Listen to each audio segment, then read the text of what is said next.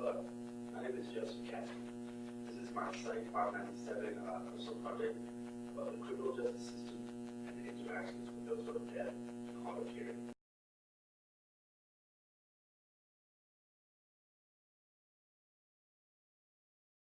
Those who are dead and hard of hearing have to interact with the criminal justice system in all its aspects just as much as everyone else does, and need to also do it just as effectively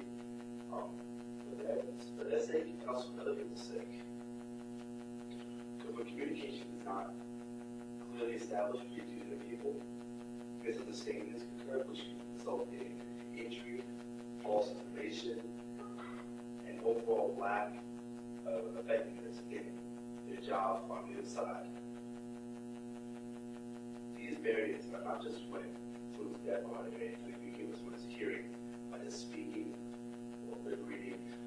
It's also about what things are written down on reports, papers, because those who are deaf and hard of hearing may not have the same reading ability that everyone else does. Some sign suggestions used by those who are deaf or hard of hearing can seem kind of hostile or just sort of aggressive by nature.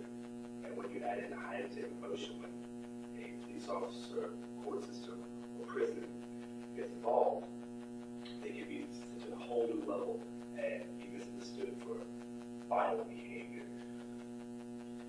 These sometimes can be toned down to look at it from the emotion state and also what they're trying to sign with someone understanding completely. It involves paperwork and writing. Those who are writing aren't the same reading level as, because also English people, written and spoken form are not the first language. ASL, other sign language, all is their first language. And from that, you have to worry about reading a sentence, understanding the words, the content, the structure. And a lot of words, the content, the structure, all that may seem so foreign that they completely get the wrong idea. And from there, the idea of communication breaks down. These forms that develop, they can feel completely wrong. Well, same as something that is incriminating when it's actually not what happened. So it's always very clear to make sure these forms are clearly understood by both parties. It may take longer in all aspects, but it must be done. When it comes to communication with those who are deaf or hard of hearing, the best woman to go through to ensure communication and understanding is through an interpreter. The interpreter isn't always available, so there are other ways to communicate effectively. So when it is available, or if the situation doesn't need one, to actually make sure the message gets across. One of these great programs that is used for routine traffic stops or this form of sloth are what we call advisor cards. These advisor cards are the package, please write on the back also.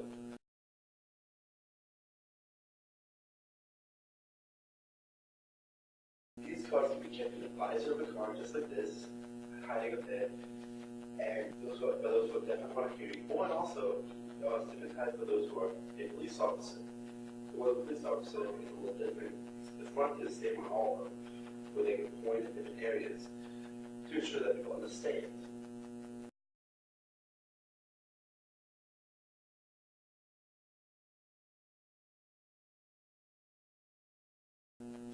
The back is given to each person, depending on what their needs are, who they are.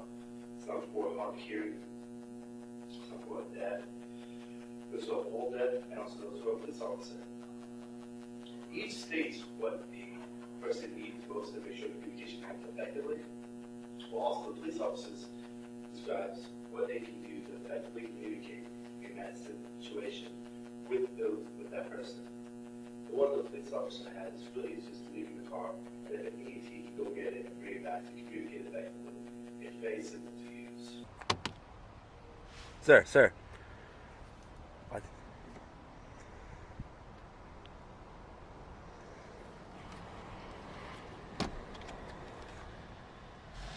Okay.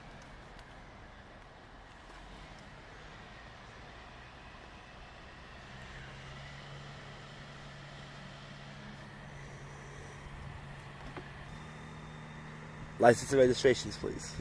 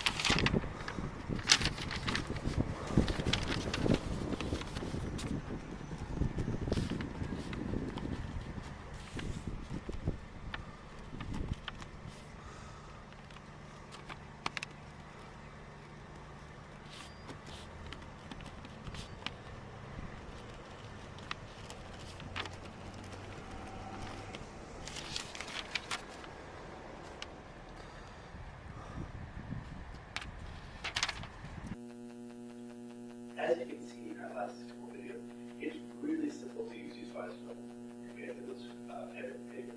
Pen and paper is effective, but it takes time, and when the situation needs to be resolved quickly, or there's not a time of safety reasons, device approach can really help make sure that the effective communication gets by quickly, and understands, and the situation can be resolved as fast as possible.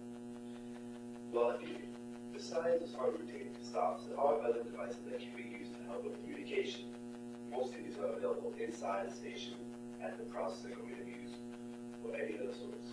These can include live captioning, where someone listens to word and types it out, or someone who is auditing and is shown live what is being said exactly. Pen and paper, of course, can be used. Interpreter is there. Another effective medium is for a police officer or someone else in court or prisons is a TTY, a video phone. These are what he allows them to use big phone calls in order to talk to someone who is deaf or hard of hearing. The video phone, someone person deaf or hard of hearing, can be signing, and an operator and interpreter can translate what they're saying to you, and then you can relay the exact same message that you would like to say to them, and the person in the middle will translate it for them. It's an effective way to make sure that communication over long distances occur correctly and everything is understood.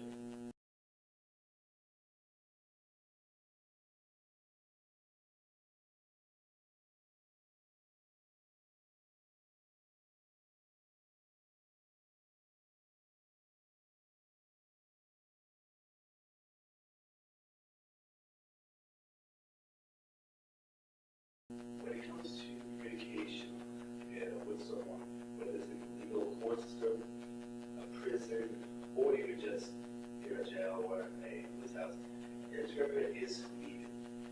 These interpreters must be trained and certified. When you find registries for the particular state, that your own department should have a list of agencies that have certified interpreters that you can call to get help and receive the information you need. These interpreters should not be associated at all with the case. You will need different interpreters for different sides, or let's say booking, court, and they can't be all the same person. But these will allow the communications areas to be broken down and make sure it happens effectively. The interpreters will translate what you have to say and also what they have to say so that everyone knows what is going on. It may seem awkward, but you really need to make sure you just go as normal and communication will happen. Try to use short, simple phrases. Don't use injunctions or slang words. Simple, straightforward words. This way the communication is effective on all sides. It may take longer, but that's the best way for make sure communication and effectiveness occurs. Choosing your combination for those who are deaf and hard of hearing is very important to what language, in particular that of sign which they use, if they use any language at all, or if they use English. Not everyone uses American Sign Language as a brief, if they're deaf or hard of hearing, as a primary language. It can be overseas in Russian, Spanish, German, all sorts of languages. But also they may not have a primary source of language besides gestures, or random words here or there. This can be really difficult to find the right combinations for those people. When you figure out sort of the right language combination they need, you can go to your state's registry, find qualified interpreters, which is easy to find on usually any websites or any business typing registry for your state and then online sources, or your department should already have a market for it. This registry will have services for those who are speaking American Sign Language, French, Mexican, all different types. We also should have a select few of those who are certified deaf interpreters that are trained specifically in having to interpret those who don't have a major form of language, and this way they can adequately interpret what is going on and find the correct means if it's possible. Not only these police issues, but also using court systems for prisons. In court systems, you need an interpreter who actually will able to understand what the court is saying and then translate it to the person they're trying to interpret for. This goes back and forth. If you have someone who doesn't understand the correct terms and terminology, they can't express and explain them to the person effectively, and all there is confusion and disorder. All these different combinations have to be given to the person who needs them at no cost to them. And must be built by the department, police department, court system, prison, whoever is needed the communication effectively to communicate effectively. Of course, you don't have to, these accommodations don't always have to occur depending on the situation and according to the Americans with Disabilities Act, it has to be within reason. There are situations that may not go through this, like a department head or head judge can decide that it's not allowed.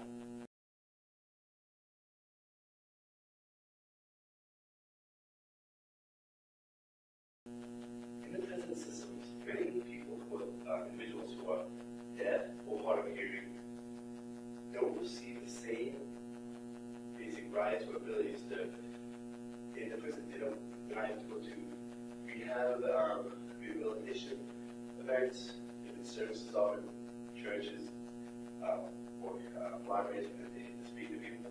There are all sorts of accommodations that any other inmate has, but they are denied because their need for accommodations aren't met by the prison. According to the Rehabilitation Act of 1973 and the Americans with Disabilities Act, those individuals have every right, and the reason, of course, to have these accommodations, just like everyone else. It's unfair to them not be able to go through rehab events, help them get better, or church events, they're spiritually involved. It's, if every other person in the jail has that ability, they also must be able to, not just that any of us give people with disabilities. These, of course, will allow profound degrees of double connected instead of less isolated, which can cause more issues. As you can see, it's really easy to accommodate those who are deaf and hard of hearing when it comes to criminal justice in all aspects. When doing this, you just have to take a little time, effort, and get the information you need to be able to follow these accommodations. That's what something you can do to go look into your policies for your department, court systems, and prisons, find out what you can do and how to do it. Thank you for your time. I hope it was enjoyable.